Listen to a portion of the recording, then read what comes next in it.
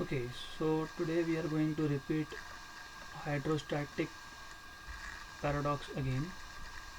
Hydrostatic मतलब जैसे मैंने आपको बताया था कि फ्लूइड इज एट रेस्ट। तो पैराडॉक्स क्या है वो समझ लेते हैं पहले यहाँ पे।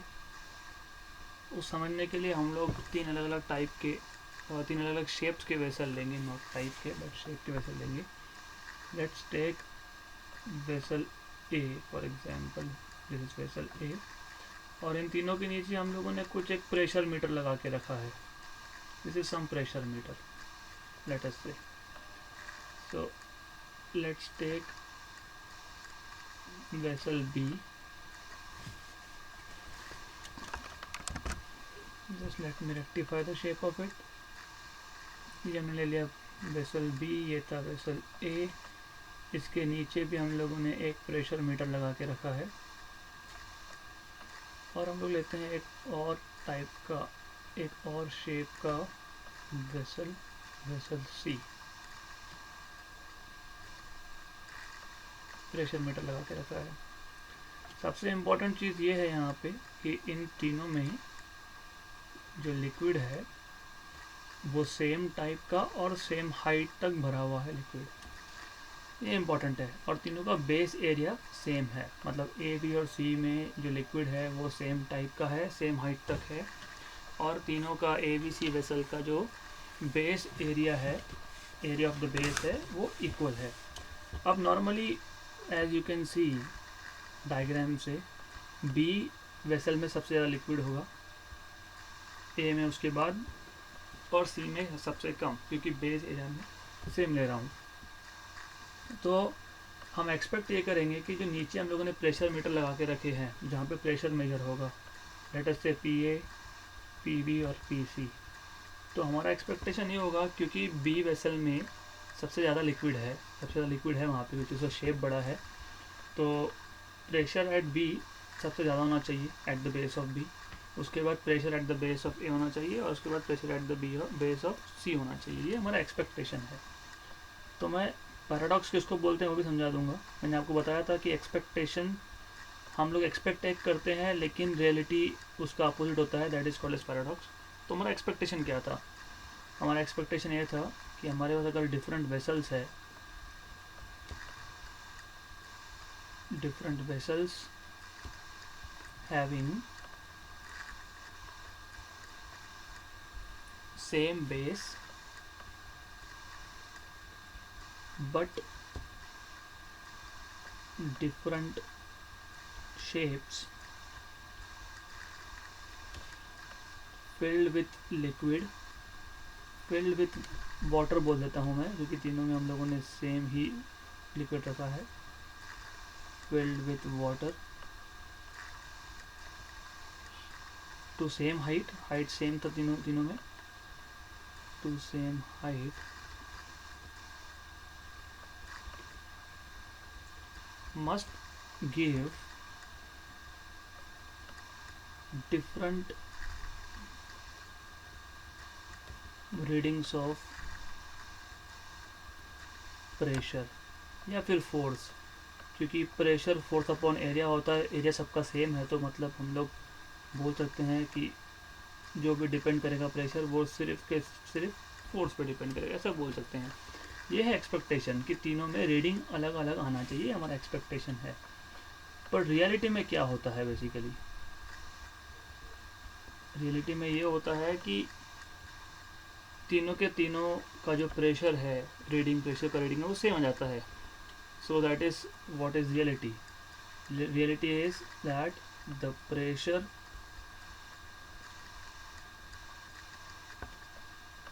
for all the vessels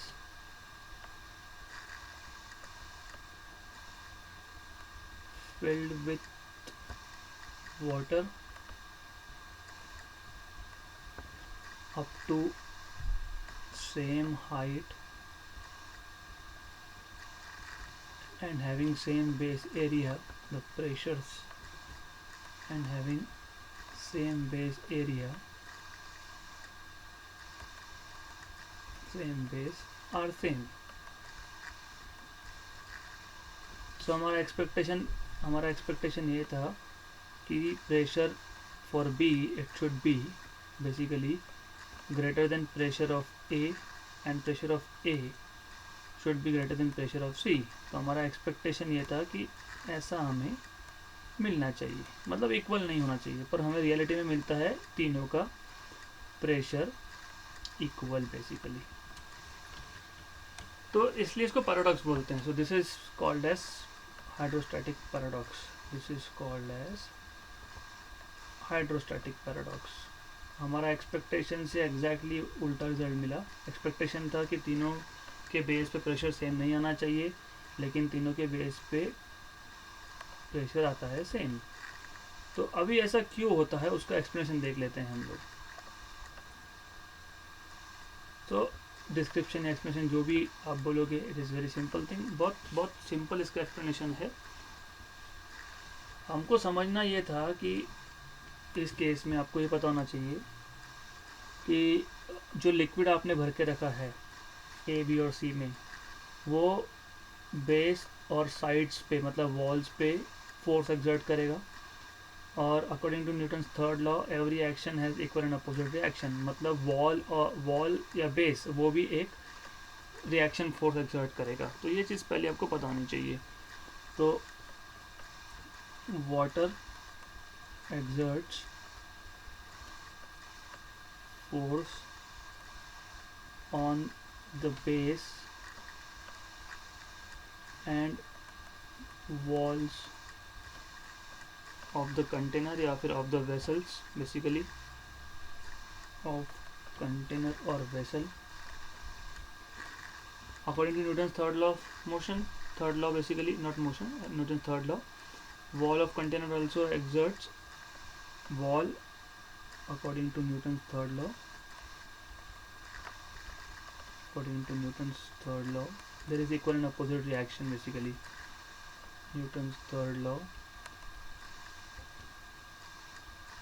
wall and base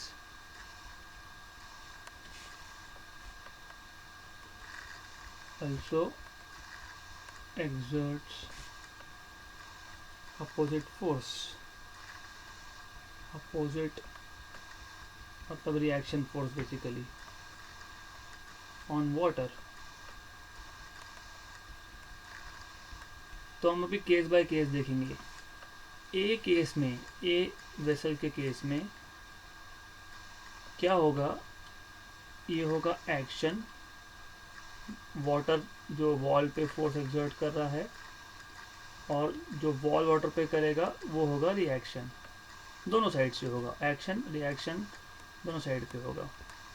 तो आप देखोगे कि ए के केस में सिर्फ वर्टिकल फोर्सेस है, और बाकी तो बेस पे जो फोर्स एक्सर्ट कर रहा है वाटर, बेस से भी रिएक्शन मिलेगा, लेकिन जो बेस पे फोर्स एक्सर्ट कर रहा है वो फोर्स हमको नीचे प्रेशर का रीडिंग देगा। तो बेसिकली रिएक्शन वहाँ पे भी है, ऐसा नहीं है रिएक्शन नहीं है, रिएक्शन वहाँ पे भी है, बात वो नहीं है।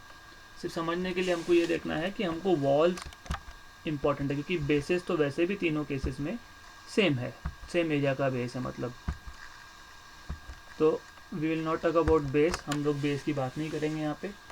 तो ए केस में हो क्या रहा है, सिर्फ हॉरिजॉन्टल कंपोनेंट्स है और वो कैंसिल हो रहे हैं क्योंकि इक्वल और अपोजिट कंपोनेंट्स है। तो ये इंपॉर्टेंट है। तो आपको ये समझना है कि वेसल ए के केस में क्या हो रहा है। तो I will put it here, point by point हम लोग लिख भी लेते हैं।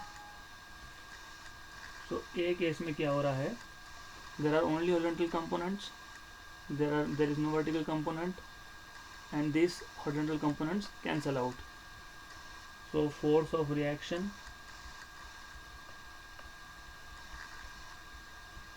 by wall on water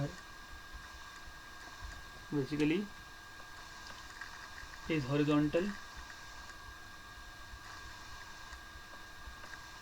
and there is no vertical component, there is no vertical component, और ये भी हॉरिजॉन्टल कंपोनेंट है तो कैंसिल हो जाएंगे, राइट।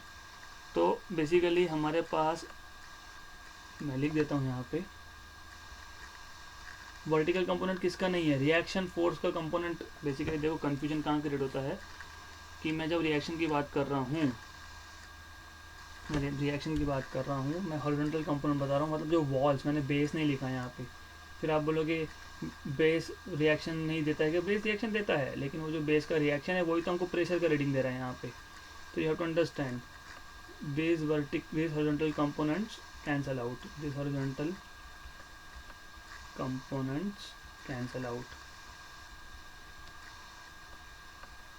और जो वर्टिकल कंपोनेंट होगा जो बेस से मिलेगा वो हमको रीडिंग देगा basically.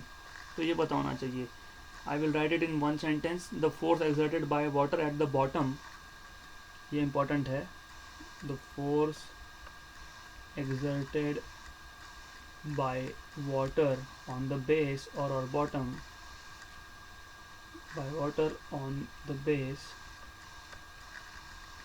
basically is equal to weight of water, and it gives you reading of pressure. So on the base is equal to weight of water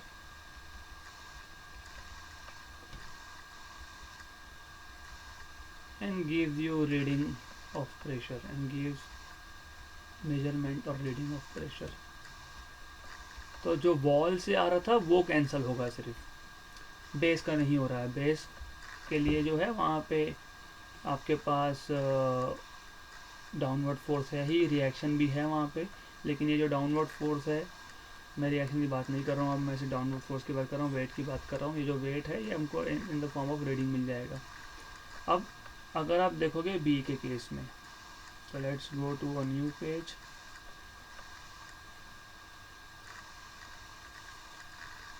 let's take this B vessel। B vessel में सबसे ज़्यादा आपके पास liquid होगा क्योंकि इसका shape वैसा है, so it can contain more liquid. अब इसमें क्या हो रहा है बी के केस में, मैं अभी सिर्फ नॉर्मल रिएक्शन ही यहाँ पे ड्रॉ करने वाला हूँ। तो वॉल जो वाटर पे फोर्स लगाएगा वो इस डायरेक्शन में होगा और इसके कंपोनेंट हो जाएंगे। तो ब्लू में मैं जो ड्रॉ कर रहा हूँ वो हॉरिजॉन्टल कंपोनेंट है, ग्रीन में जो मैं ड्रॉ कर रहा हूँ वो वर्टिकल कंपोनेंट्स है। ओके, और ऑलरेडी डाउनवर्ड फोर्स है यहाँ पे, which is mg basically, weight of the water. देखो अभी होगा क्या इस केस में, जो हॉरिजॉन्टल कंपोनेंट्स हैं वो हो जाते हैं कैंसिल। डेफिनेटली पानी ज़्यादा है तो मास ज़्यादा है, मतलब वेट ज़्यादा होगा, डेफिनेटली ज़्यादा होगा। लेकिन एक चीज़ हम यहाँ पे देख रहे हैं कि वर्टिकल कंपोनेंट्स ऑफ रिएक्शन ये ऊपर की तरफ है और वेट mg जो है वो नीचे की तरफ है, तो वहाँ पे थोड़ा बहुत कैंसिलेशन होगा। देखो वर्टिकली अपवर्ड वेक्टर में और वर्टिकली डाउनवर्ड वेक्टर में ये सब्ट्रैक्शन होता है क्योंकि डायरेक्शन अपोजिट है। तो अल्टीमेटली होगा क्या, ये सब्ट्रैक्शन होने के बाद जो आपको फाइनल रिजल्टेंट फोर्स मिलेगा, ये रिजल्टेंट फोर्स बी वेसल के केस में और रिजल्टेंट फोर्स ए वेसल के केस में था वो सेम हो जाएगा। मतलब फोर्स सेम हो गया, एरिया तो वैसे भी सेम है, तो फोर्स अपॉन एरिया आपका आ जाएगा वापस से सेम। तो ये चीज़ इंपॉर्टेंट है। So what we can write here point by point, we can say as shown in figure,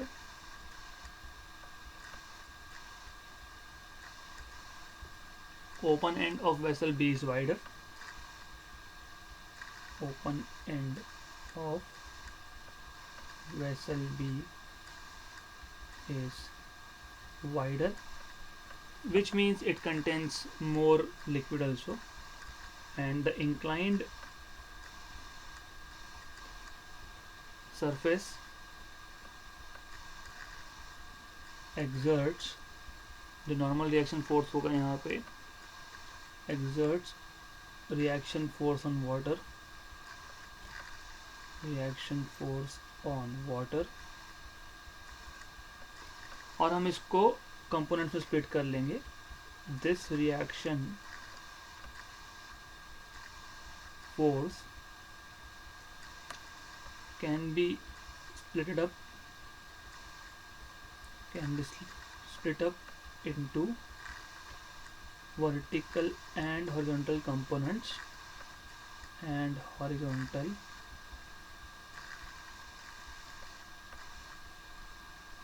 okay, pardon me for spelling mistake, horizontal components।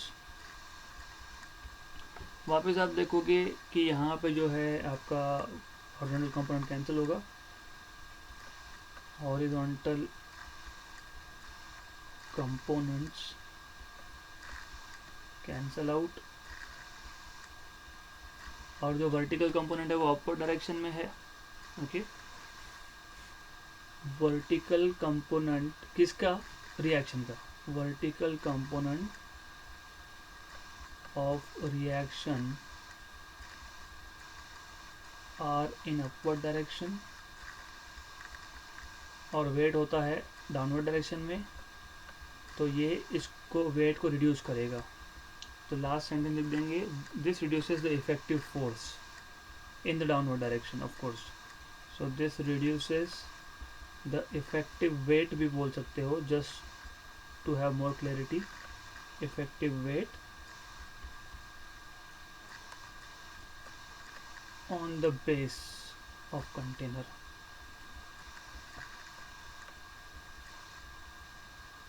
Similarly अगर मैं सी केस की बात करता हूँ तो सी केस में इसका अपोजिट होगा।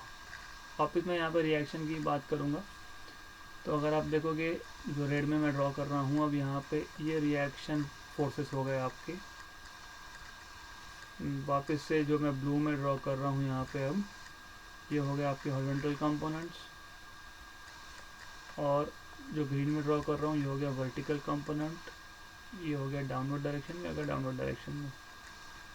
तो प्रॉब्लम क्या था सी वेसल के केस में, सी वेसल के केस में सबसे कम पानी होगा, मतलब मास पानी का सबसे कम है, मतलब वेट सबसे कम है। तो हमारे एक्सपीरियंस में, एक्सपेक्टेशन में बेसिकली, अगर मास कम है तो ओवरऑल बेस पे जो फोर्स लगेगा वो कम होगा, क्योंकि वॉल्यूम जो वाटर ने ऑक्यूपाई करके रखा है वो कम है। तो अब इसको समझेंगे कैसे, हम लोग वापस वही बोल रहे हैं कि हॉरिजॉन्टल कंपोनेंट्स कैंसिल हो गए। अब तुम देखोगे जो नॉर्मल रिएक्शन के जो वर्टिकल कंपोनेंट्स है वो डाउनवर्ड डायरेक्शन में है, और mg जो है वो भी डाउनवर्ड डायरेक्शन में है। तो इस केस में इफेक्टिव फोर्स बढ़ जाएगा, क्योंकि ये दोनों के दोनों फोर्सेज जो है डाउनवर्ड डायरेक्शन में है, तो एडअप होगा। इसलिए इस केस में भी pressure at the bottom will be same, right. तो this is what we can say. So again we can write in the same thing, same lines as shown in figure।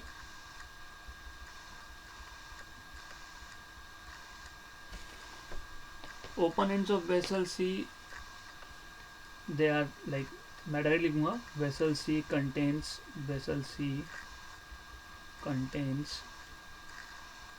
less amount of water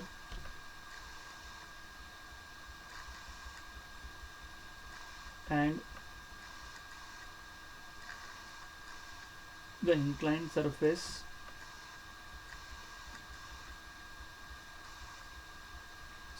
exerts reaction force on water। वापस से वही, the reaction force can be split up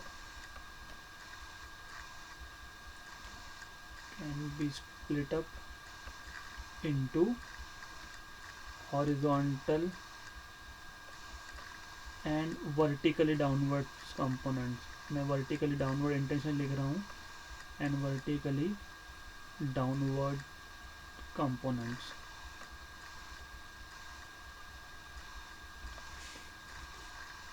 यहाँ पे क्या होगा कि horizontal cancel हो जाएंगे, वापस से horizontal components cancel out,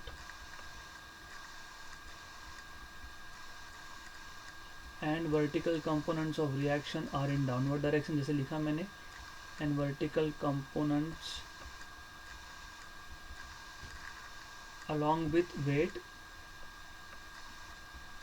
along with weight increases the effective force on the base on the base of container, तो इसके हिसाब से ए बी सी वेसल में तीनों के बेस पे जो होगा सेम फोर्स एक्सर्ट होगा और एरिया ऑफ बेस सेम है तो प्रेशर भी सेम होगा. Therefore in all cases, that is for vessels A, B and C, pressures will be same. So this is how you explain hydrostatic paradox. तो इसमें और कुछ नहीं है, हमारे एक्सपेक्टेशन से अपोजिट रिजल्ट्स मिल रहे हैं हमको. ओके, तो अब हमारा अगला टॉपिक है पास्कल्स लॉ. बहुत सिंपल सा लॉ है ये और हम लोग इसके एक एप्लीकेशन भी देखेंगे. फिर मैं आपको एक रियल लाइफ एग्जांपल ओरली बताऊंगा क्योंकि वो आपके बुक्स में नहीं है और आप उसको लिख नहीं सकते वैसे. तो let us see what is statement of Pascal's law with diagram. पहले मैं डायग्राम से समझाता हूँ फिर स्टेटमेंट लिख लेंगे हम लोग. तो फॉर एग्जांपल हमारे पास एक कंटेनर है, मान लेते हैं हम लोग.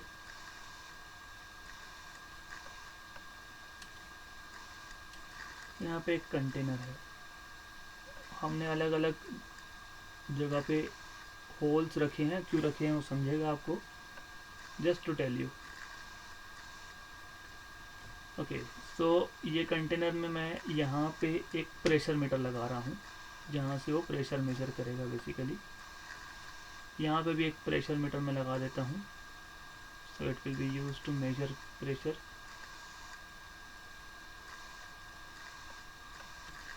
यहाँ पे भी एक प्रेशर मीटर कनेक्ट कर देते हैं हम लोग. प्रेशर मीटर या फिर प्रेशर गेज बोल सकते हो, जो भी बोल सकते हो, it's the same thing, you just have to know. Okay, यहाँ का जो पॉइंटर है वो गलत हो गया है मुझसे. मैं पॉइंटर को सबको सेम डायरेक्शन में सेम इंक्लिनेशन पे रखना चाहता हूँ because it has something important to do with it. तो मैं ऐसा बताना चाहता हूँ सबका पॉइंटर सेम डायरेक्शन में सेम रीडिंग दिखा रहा है, मैं ये बताना चाहता हूँ यहाँ पे. अब ऐसा करेंगे हम लोग, इसको कुछ नाम देते हैं A B C and D. तो यहाँ पे हम लोग एक पंप लगा देते हैं.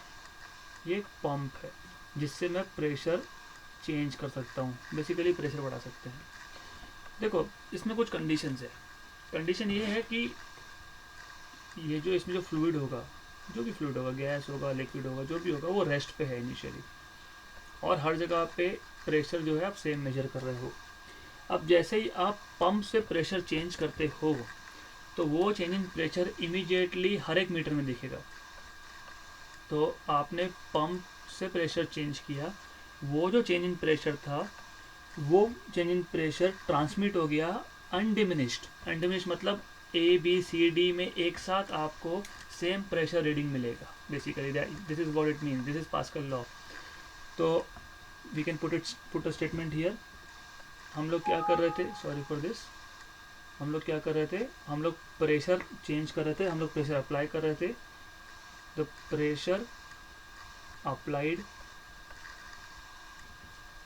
To any part of fluid. ज़रूरी नहीं है आप जहाँ पंप मैंने दिखाया वहीं से कर सकते हो, आप पंप को कहीं पे भी लगा सकते हो कंटेनर में और आप वहाँ से प्रेशर चेंज कर सकते हो. So the pressure applied to any part of fluid at rest, जो कि फ्लूइड रेस्ट पे लेना पड़ेगा और एनक्लोज्ड है. So to any part of the enclosed fluid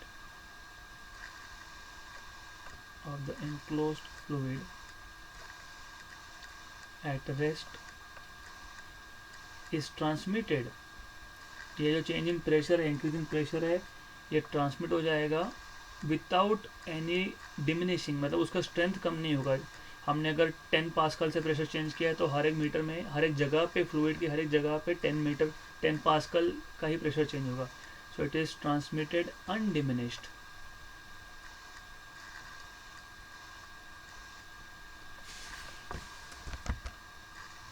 transmitted undiminished to every portion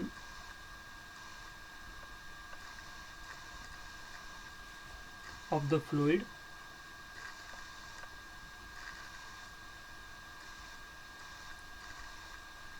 and to the walls of vessel and to the walls of vessel.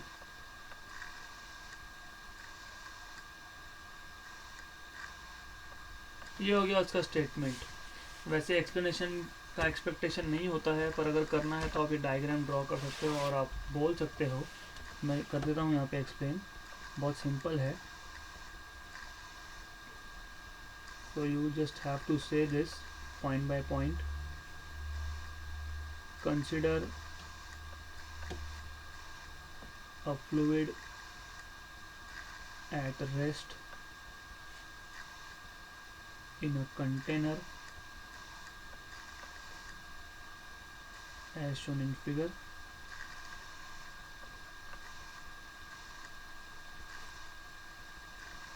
The container is fixed with or fitted with 4 pressure meters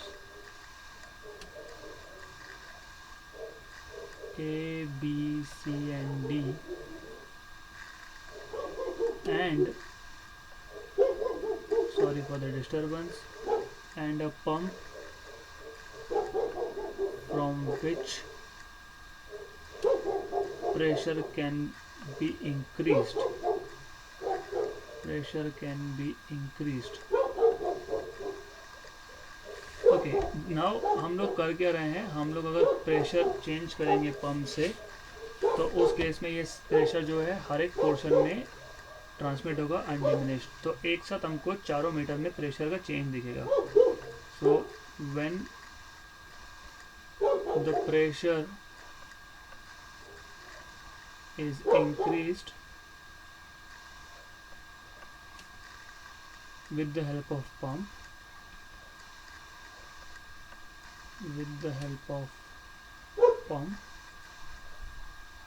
it is seen that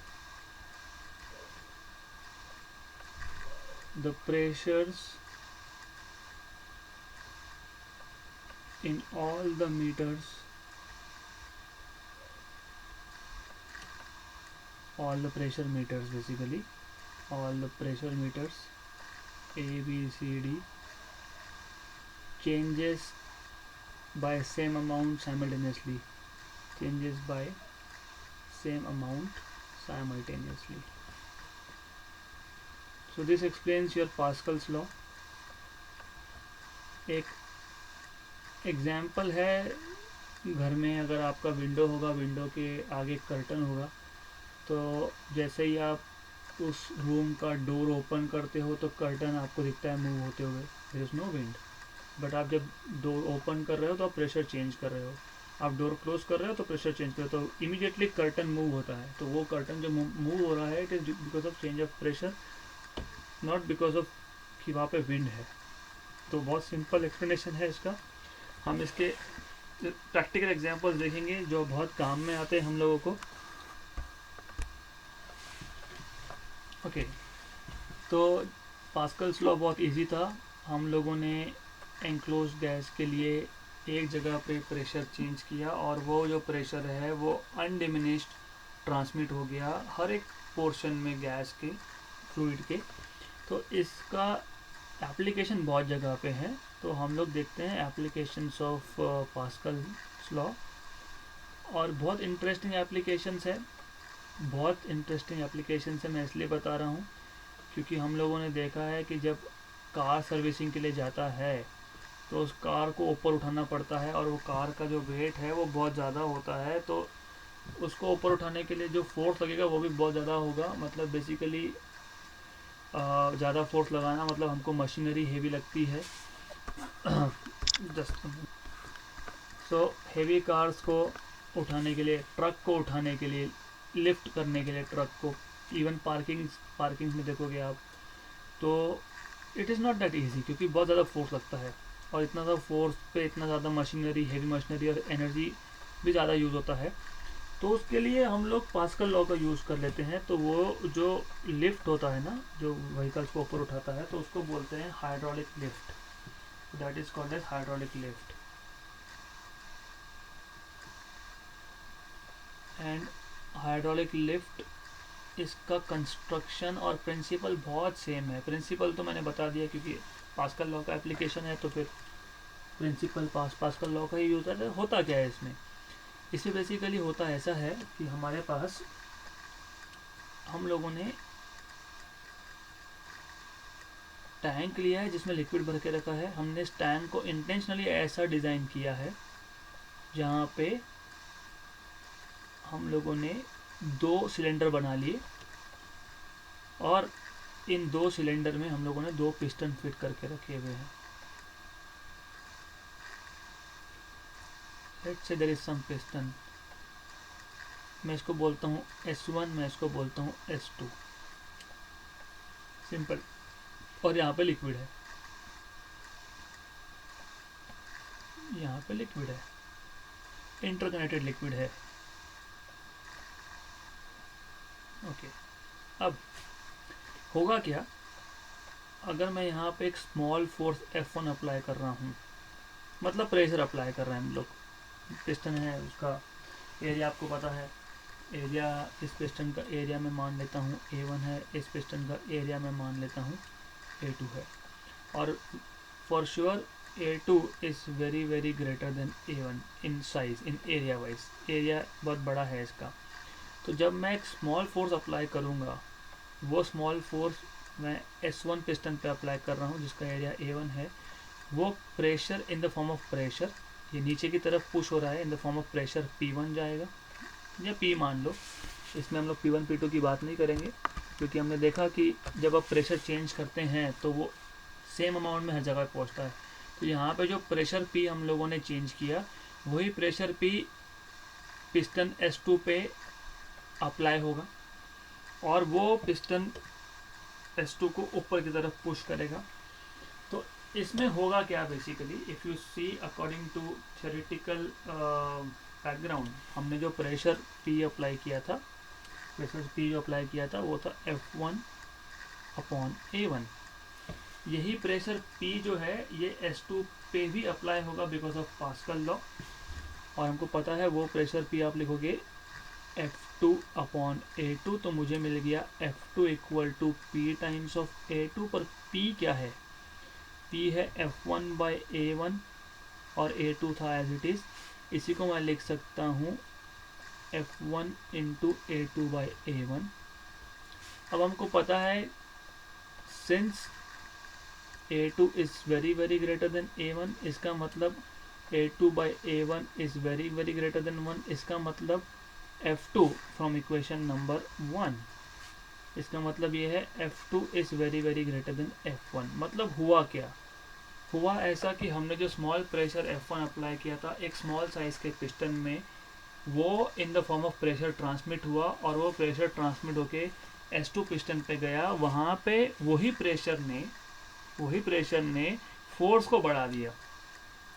see the beauty of this topic, हम लोगों ने small force apply किया था F1, वही large force F2 में convert हो गया।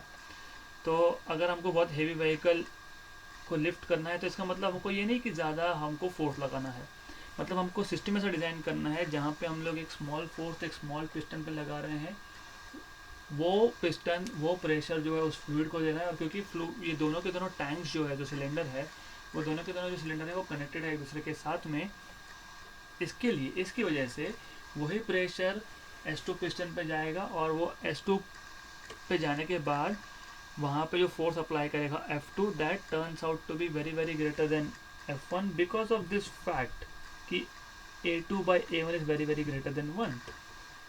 तो this is how it works. तो हम लोग अभी क्या करेंगे, हम लोग ये जो हमने सीखा है अब हम इसको पॉइंट बाय पॉइंट लिख लेते हैं। बहुत ईजी है, ईजी भी है और कॉन्सेप्ट ब्यूटीफुल भी है। हम लोग सिंपल फिजिक्स कहाँ पे एक्सप्लेन कर सकते हैं, तो वाइल आई एम राइटिंग मैं वापस से आपको ये समझा दूंगा। तो हम लोग यूज़ कहाँ करते हैं, सबसे पहले हम लोग हाइड्रोलिक लिफ्ट को यूज़ कहाँ करते हैं। Hydraulic lift is used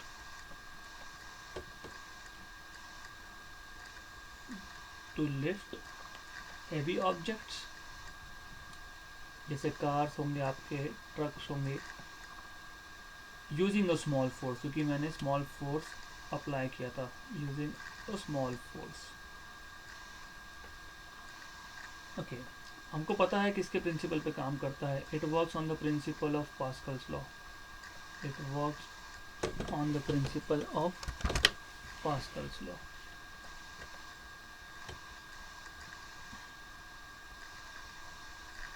on the principle of Pascal's law. Simple है आइडिया। तो जैसे मैंने बताया, हम लोग टैंक कंसिडर कर लेंगे जिसमें हम लोगों ने फ्लूइड भर के रखा है और 2 पिस्टन है। तो a tank consisting of a fluid is fitted with 2 pistons S1 and S2. S1 has smaller area A1 and S2 has bigger area A2. We have to mention it here, A2 is very greater than A1, right? फिर हमने एक small force apply किया था F1 on S1. So if we apply small force F1 on basically area A1 और piston S1 बोल सकते हो, that is also fine, on piston S1 in the downward direction,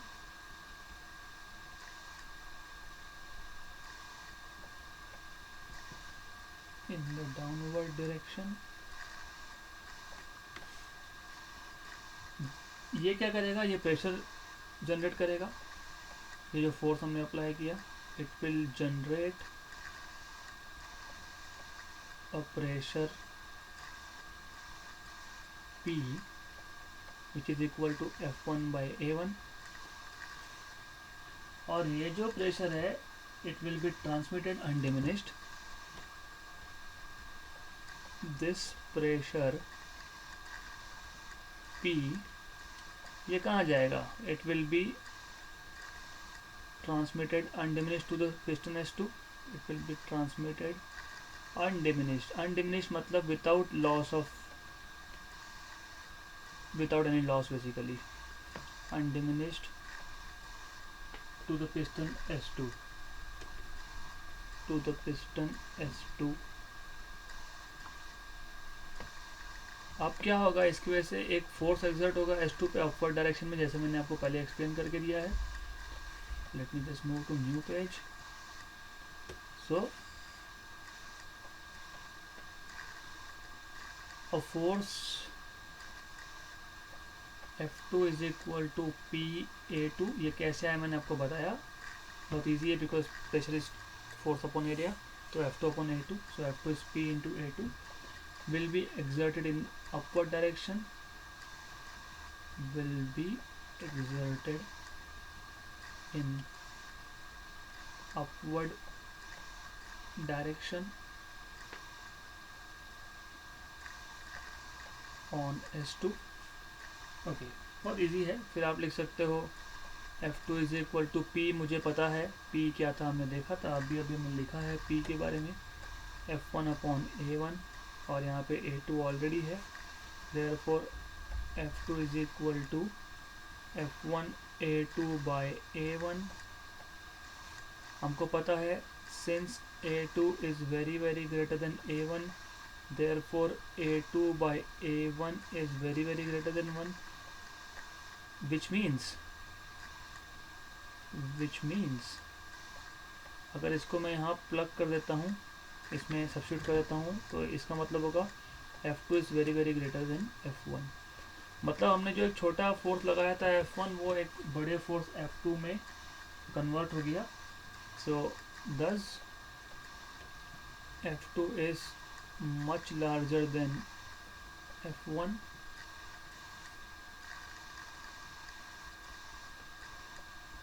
so heavy load तो हम क्या करते हैं कि वो जो व्हीकल है आपका, हेवी व्हीकल है, वो जिसका एरिया ज़्यादा है S2 पिस्टन का, वहाँ रख देते हैं, तो वो इजीली हम लोग उसको उठा सकते हैं, मतलब लिफ्ट कर सकते हैं। Heavy load on S2 can be lifted